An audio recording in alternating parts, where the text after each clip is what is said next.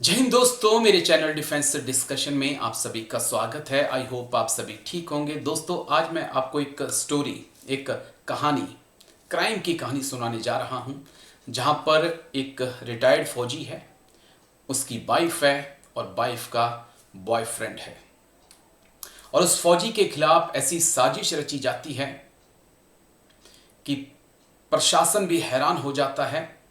हैरानगी इतनी कि फौजी की मौत के बाद कई दिनों के बाद उसकी डेड बॉडी को जमीन से निकालकर उसके बाद फिर से उसका पोस्टमार्टम किया जाता है।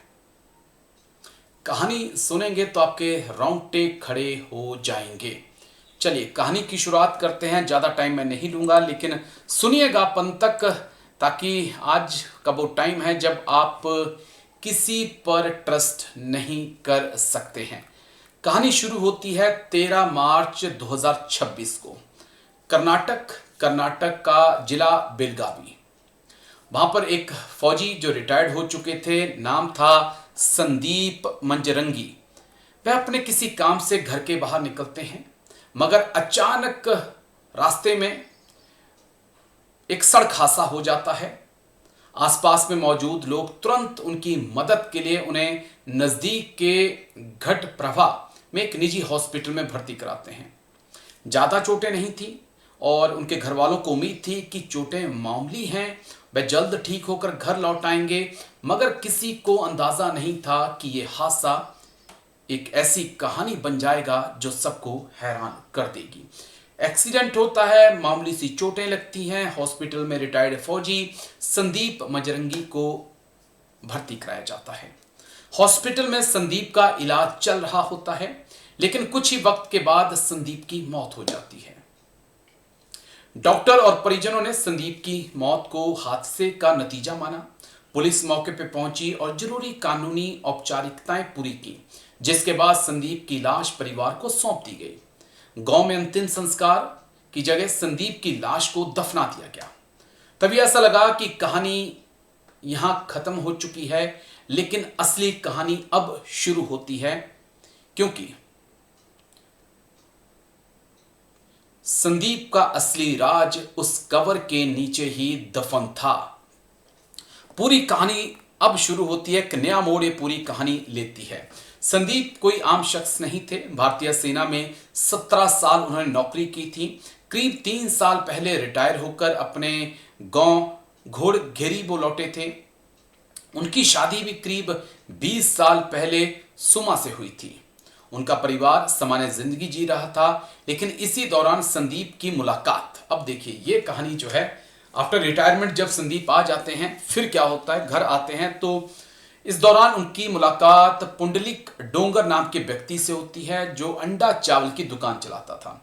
धीरे धीरे संदीप और पुंडलिक डोंगर की दोस्ती गहरी हो जाती है और पुंडलिक संदीप के घर आना जाना शुरू कर देता है और यहीं से एक नए रिश्ते का आगाज होता है। वक्त के साथ साथ संदीप की पत्नी सुमा, जिसकी शादी लगभग 17-18 साल पहले हो चुकी थी, वो सुमा और पुंडलिक के बीच, यानी कि जो संदीप का दोस्त था अंडे चावल वाला, उसके बीच अवैध संबंध बन जाते हैं। दोनों घर एक दूसरे के बहुत करीब आ चुके थे, चोरी छिपे मिलना शुरू हो चुका था। दोनों अब साथ में रहना चाहते थे, मगर उनके रास्ते का सबसे बड़ा कांटा सुमा का पति रिटायर्ड फौजी संदीप था। अक्सर दोनों छुप छुप कर मिलते। इसी बीच उन्हें पता चला कि संदीप ने 2 करोड़ रुपए का जीवन बीमा कराया है। बस यहीं से कहानी ने अगला मोड़ ले लिया, और एक ऐसा मोड़ जो आप कल्पना नहीं कर सकते हैं। जो जानकारी निकल कर सामने आई कि 2 करोड़ का नाम सुनकर पुंडलिक और सुमा के मन में लालच पैदा हो गया। अब दोनों ने मिलकर एक ऐसा प्लान बनाया जिससे संदीप को रास्ते से हटाया जाए और बीमा की रकम को हड़पा जाए। इस दौरान उन्हें यह मौका 13 मार्च को मिला, जब वो दिन आया जब संदीप सड़क हादसे का शिकार हो गया। जब संदीप हॉस्पिटल में भर्ती था, तब सुमा ने बेहतर इलाज का हवाला देकर उन्हें एक निजी हॉस्पिटल के स्पेशल वार्ड में शिफ्ट कर दिया, जहां पुंडलिक का एक रिश्तेदार, पुंडलिक वही सुमा का बॉयफ्रेंड और अंडा और चावल वाला जो संदीप का भी दोस्त था, वहां पुंडलिक का एक रिश्तेदार था राहुल जोगी, जो वहां पे काम करता था। आरोप है कि उसी हॉस्पिटल में पुंडलिक ने राहुल की मदद से संदीप को खत्म करने की पूरी साजिश तैयार की।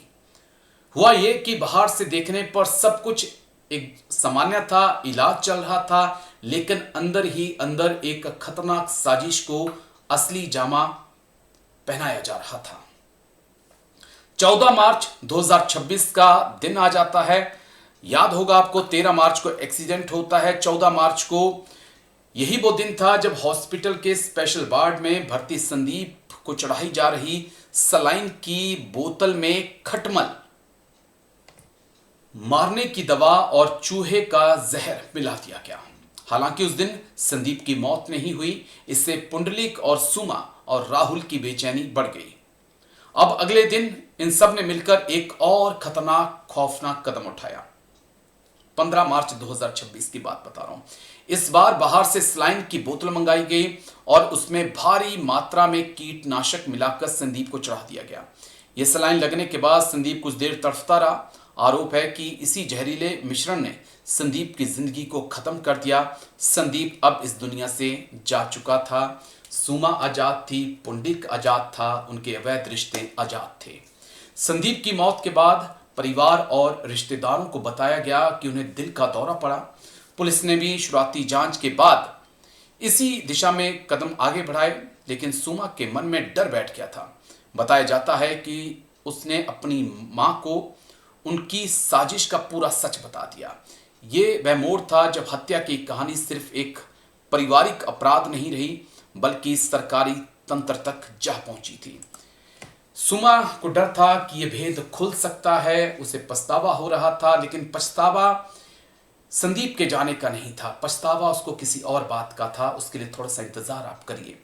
साजिश की परतें खुलना शुरू हो चुकी थीं। जांच में सामने आया कि कुछ प्रभावशाली संपर्कों के जरिए आरोपियों ने फॉरेंसिक सिस्टम तक पहुंच बनाई। कथित तौर पर एफडीए कर्मचारी अशोक गुजराल नाम था उनका, माध्यम से एफएसएल कार्यालय के कुछ अधिकारियों और कर्मचारियों से संपर्क किया गया। आरोप है कि 3 लाख रुपए से अधिक की रिश्वत देकर फॉरेंसिक रिपोर्ट में हेराफेरी की गई। जहर से हुई मौत को प्राकृतिक हार्ट अटैक दिखाने की कोशिश की गई ताकि किसी को शक ना हो।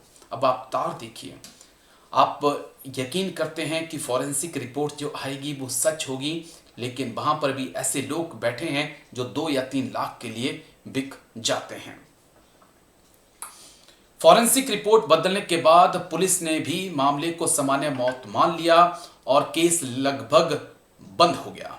दूसरी ओर आरोपियों को अब 2 करोड़ रुपए की बीमा राशि मिलने की उम्मीद थी, मगर अपराध की दुनिया में अक्सर लालच ही सबसे बड़ा दुश्मन बन जाता है। यही लालच इस कहानी में निर्णायक साबित हुआ और यहीं पर सुमा और पुंडलिक के बीच विवाद शुरू हो जाता है।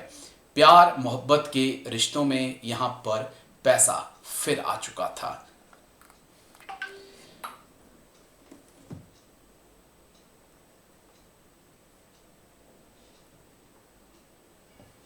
बताया जाता है कि किसी विवाद के दौरान कुछ बातें बाहर आने लगी। सोशल मीडिया पर एक स्टेटस और दोनों के बीच बढ़ते झगड़े ने पुलिस का ध्यान खींचा। अधिकारियों को शक होने लगा तो दोबारा सुमा और पुंडलिक से पूछताछ की गई। जब पुलिस की सख्ती बढ़ी तो परत दर परत राज खुलने लगे। ये मामला जिसे बंद समझ लिया गया था, अचानक से फिर से सुर्खियों में आ गया। पुलिस ने दफन की जा चुकी संदीप की लाश को मजिस्ट्रेट की मौजूदगी में कब्र से बाहर निकाला। अवशेषों का दोबारा पोस्टमार्टम कराया गया, नमूनों को जांच के लिए भेजा गया। साथ ही एफएसएल रिपोर्ट का पुनः सत्यापन कराने के लिए बेंगलुरु की लैब भेजा गया। वहां की जांच में कथित तौर पर जहर दिए जाने की पुष्टि हुई। इसके बाद पूरी कहानी ने नया मोड़ ले लिया और हत्या के मामले में केस दर्ज किया गया। जांच आगे बढ़ी तो सिर्फ पत्नी और प्रेमी ही नहीं, बल्कि कथित तौर पर फॉरेंसिक तंत्र से जुड़े लोगों की भूमिका भी उजागर हुई।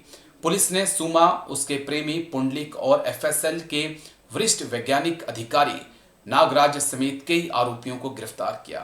पुंडलिक ने एक वीडियो बयान में में अपने और सुमा के रिश्तों और बीमा लालच में रची गई साजिश का जिक्र भी किया। अब पुलिस इस पूरे नेटवर्क की तह तक पहुंचने की कोशिश कर रही है।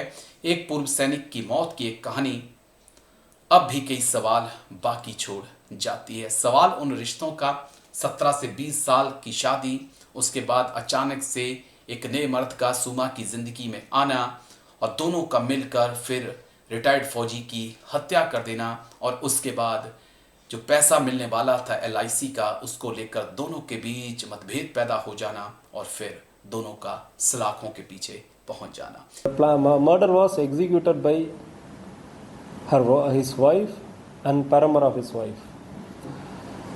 So on 13th of March 2026, initially a road accident took place. The person called Sandeep Kalagoda Manjargi, who is native of Godagiri village, and he lives with his wife. He is an ex-army person. He retired from army in the month of December 2023. After retirement, he settled in his native village. So then he developed he was in touch with the localites, and among the one person called Pundalik Vittal Dombar. So they had a good relationship and they are like friends. Pundalik Dombar was running a small shop, eatery. In that eatery, he had a regular interaction. Over the period of time, both of them discussed to develop a eatery, and they started a new eatery in Hidkal Dam. So during this, Mr. Sandeep, who is an ex-army person, his wife Suma Manjargi and Pundalik developed an extramarital affair. In the meantime, Suma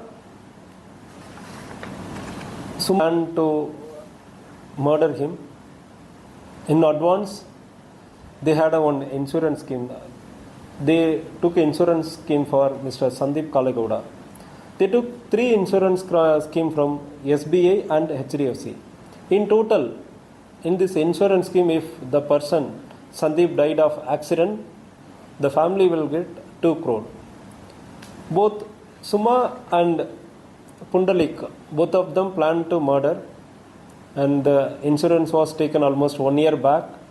After that, so in the meantime, there was a minor accident took place. So now they plan to murder this fellow by using poison. So initially they were not having much of idea. Initially after that non-fatal small accident, he was shifted to local hospital. Then he was shifted to private hospital in Ghataprabha, JJ Cooperative Private Hospital. He was admitted in special room. Even though he was not suffering from major illness, he was admitted into special room. There they were familiar with one person called Rahul, who is the relative of Pundalik Vittal Dombar. He is doing pharmacy in the same hospital. He advised the couple, the paramour and Suma, that if you are giving the poison, it will not be revealed in general. You can directly inject into blood veins. So first day they tried to inject rat poison and saline and this potassium poison to the person. So because of pressure difference was there, they were not able to do it. Second day, on their own, they brought the saline bottle by using Rahul's help. They got a additional saline bottle and they injected only that poison to the bottle. So he was the person. Sandeep was given pills, sleeping pills in advance. On the same day, that is on 15th March, 4 sleeping pills were given to Sandeep. Then that Sandeep was almost unconscious. Meantime, he was given saline. In the saline, poison was injected. After the poison was injected, within half an hour, he felt too much of unrest and he passed away of heart attack. The heart attack caused because of the medicine. So doctors, the local doctor and hospital doctor expressed that there is a possibility during the accident there is a possibility of heart attack, but after 1 day it is looking little suspicious, so better to do the postmortem in the familiar hospital and where the facility, more facilities are available. The body was not, postmortem was not done in the locality nearby hospitals. The body was shifted to the district level hospital. In the district hospital, postmortem was done. The vital organs and viscera were sent to the regional forensic laboratory Belagavi. So after 2 months, 3 months, we received the forensic report also. But forensic reports said that there was nothing was found, no poison was found. So everything was clear. So on paper, it was looking like a road accident based the heart attack. So in the meantime, there was a WhatsApp status by the Pundalik Vittal Dombar. He said that I will reveal all the information, the vague information about that something is suspicious about the murder. So when we checked, there was a financial dispute between Suma, that wife of the deceased, and the paramour Pundalik. So there was a previous agreement that you have to give this much amount for this murder. Even though they were in relationship, the financial dispute escalated to the next level, and he posted that message. Then we interrogated him. So during the interrogation, it was revealed that these couple were helped by Rahul. He gave the poison. It was injected. So he passed away because of the poison. Then FSL was also compromised by using different intermediaries. One, Mr. Basavaraj Ramchandra Basme, he is a registered medical practitioner working in Hidkal Dam, where these fellows were having the eateries. He helped them, and he contacted one person called Ashok Gujranwal, who is working as a FDA in Commissioner Office, Police Commissioner Office, Belagavi. In turn, he called one peon for a regional forensic laboratory, who is called Appa Sahib Fakhruddin Nayakwadi. He contacted Chennaya Swami Mata, who is a lab assistant. Lab assistant again called Nagaraj PM, who is a senior scientific officer, who gave the final report. So these 3 forensic laboratory staff and officers, one peon Appa Sahib, another person called lab assistant Chennaya Adavi Swami Mat, PM Nagaraj, who is a final, the report was given by Mr. Nagaraj. All of them, in connivance with the accused, gave the false report stating that there was nothing was found in the viscera and blood stains. So then the viscera and blood stains were sent it to Bangalore, and in Bangalore we received a report that in blood stains the poison was present. So in the meantime, Pundalik, another friend called Sachin, Pundalik revealed the same information to Mr. Sachin also. Sachin also, even though he knows about the crime, he has not revealed, and he tried to extract money from Suma. So Sachin was also arrested. In total, 9 fellows were arrested. In this is the first time in Karnataka regional forensic laboratory has been compromised. When we came to know that, it was a big shock for us also, and we want to send a strong message. Whomsoever it may be, let it be the police or any other person, the system has to be on the right place. If anybody commits any mistake or crime, nobody will be spared. That is a strong message we want to give. All of them are sent to jail, and further the departmental inquiries will be conducted. They will be thrown out of their job. All of them will be thrown out of their job. So already we have collected sufficient evidences. So the case will continue, and they will be imprisoned and they will be removed from job. ये दुनिया, ये ज़िंदगी इतनी आसान नहीं है। पल पल पर, हर कदम पर इम्तिहान है, और सबसे बड़ी बात कि किसी पर आप भरोसा नहीं कर सकते हैं। कमेंट्स करके आप राय दीजिए। वीडियो अच्छा लगा हो, कहानी अच्छी लगी हो तो कमेंट्स में ज़रूर बताइएगा। एक मेरी नई कोशिश है, अगर आपको ये कोशिश अच्छी लगेगी तो फिर आगे भी इस प्रकार की कहानियाँ मैं आपके लिए लेकर आता रहूँगा, जो सच्ची होंगी, जो हमें सचेत करती होंगी। Thank you. जय हिंद।